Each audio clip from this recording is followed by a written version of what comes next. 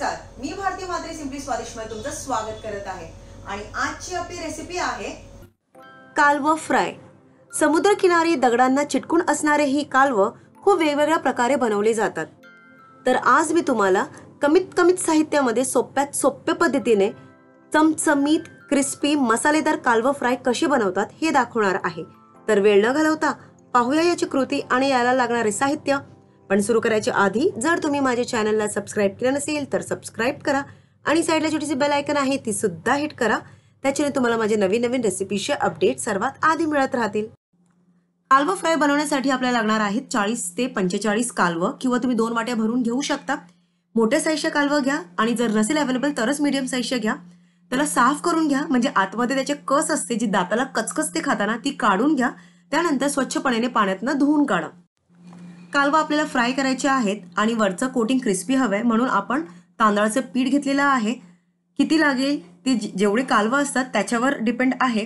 त्यानंतर आपल्याला घ्यायचं आहे अर्धा चमचा हळद, 2 चमचे आगरी लाल मसाला पावडर, चवीपुरतं मीठ आणि तळण्यासाठी तेल। आता फटाफट आपण हळद आणि मसाला मिक्स करून घेऊया।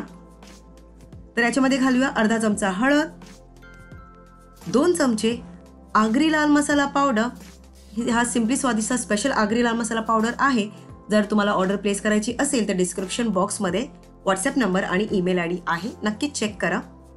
तर सध्या आपण 2 चमचे भरून घेतलेले आहेत कारण नंतर पिठामध्ये सुद्धा आपण मिक्स करणार आहोत। आता घालूया चवीपुरतं मीठ। मीठ घातल्यानंतर मिक्स करा आणि मिक्स केल्यानंतर आपल्याला मॅरिनेटसाठी ठेवायचं वगैरे नाहीये, जसं आपण चिकन, मटन आणि दुसऱ्या मच्छीसाठी ठेवतो। कारण कालवा आहेत भरपूरचं पाणी सोडतं, जेवढा वेळ तुम्ही ठेवणार तेवढा वेळ पाणी सोडणार। कारण याच्यामध्ये खूप वॉटर कंटेंट आहे म्हणून पाणी सोडतच राहणार। म्हणून मिक्स केल्यानंतर लगेच आपल्याला याला फ्राय करायचं आहे। आता वरचं कोटिंग आपल्याला क्रिस्पी हवी, तर कोटिंग क्रिस्पी बनवण्यासाठी आपण आता तांदळाचं पीठ घेऊया।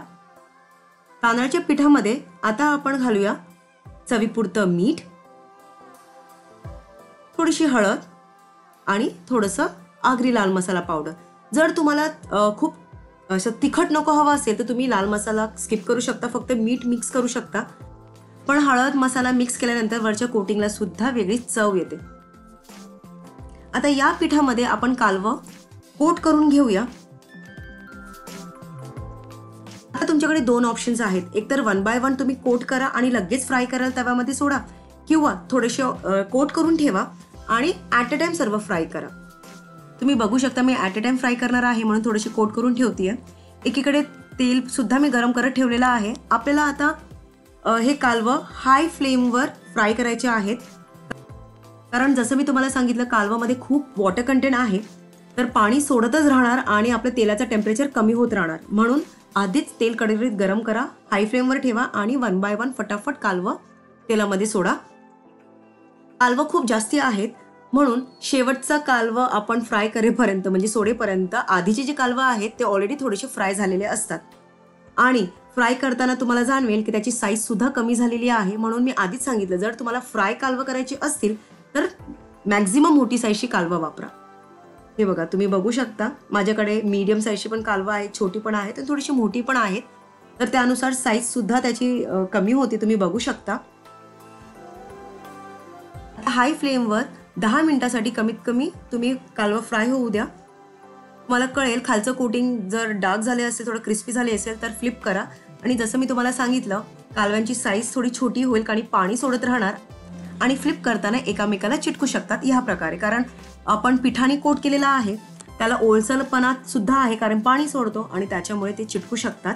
आणि हे कधी पॉसिबल आहे जेव्हा आपली कालवं छोटी असतात तेव्हा, मध्ये स्पेस राहत नाही, उरत नाही फ्राय करताना तेव्हा। जर खूप मोठी कालवं असेल आणि स्पेस भरपूर असेल तर चिटकत नाही, पण नो प्रॉब्लेम। जेव्हा आपण सर्व करतो छोटी कालवं सर्व करण्यापेक्षा एकामेकाला चिकटलेली अशी 2-4 कालवं एकत्र मिळून एक मोठा पीस तुम्ही सर्व करू शकता। आता तुम्ही बघू शकता खालचं कोटिंग झालेलं आहे। फ्लिप करून खालच्या बाजूने सुद्धा चांगलंच क्रिस्पी कुरकुरीत त्याला फ्राय होऊ द्या। सर्वात आधी जे कालवं फ्राय करायला आपण सोडले होते त्यांना साईडला करून घ्या, कारण ते ऑलरेडी फ्राय झालेले आहेत लवकरच। आणि जे एंडला आपण सोडले होते त्यांना मधोमध घ्या आणि फ्राय होऊ द्या।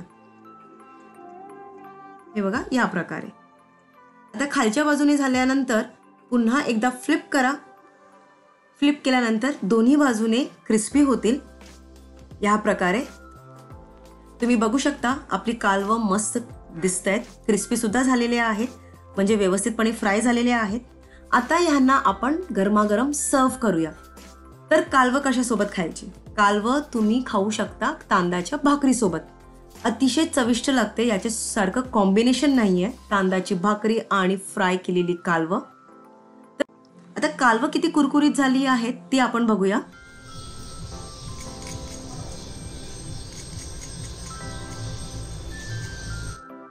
आवाजाने तुम्हाला अंदाज आलाच असेल काय मस्त कुरकुरीत झालेल्या आहेत. आणि वरचं जे कोटिंग आहे तुम्हाला दिसतच असेल, हे बघा, ही जी कोटिंग आहे ती सुद्धा खायला खूप कुरकुरीतपणा आहे त्याच्यामध्ये. काही दिवसापूर्वी मी तुम्हाला मसाला कालव्याची रेसिपी सुद्धा सिम्पली स्वादिष्ट मध्ये दाखवलेली होती. अतिशय चविष्ट रेसिपी आहे आणि याची लिंक डिस्क्रिप्शन बॉक्समध्ये आहे, नक्कीच चेक करा. तर लवकरात लवकर मसाला कालवं आणि कालवं फ्रायची रेसिपी बनवा, खा आणि आवडल्यास लाईक करा, सबस्क्राईब करा आणि कमेंट आणि शेअर करायला विसरू नका. आणि पाहत रहा सिम्पली स्वादिष्ट. आणि हां, इंस्टाग्राम आणि फेसबुकवर पण नक्कीच फॉलो करा. थँक्यू.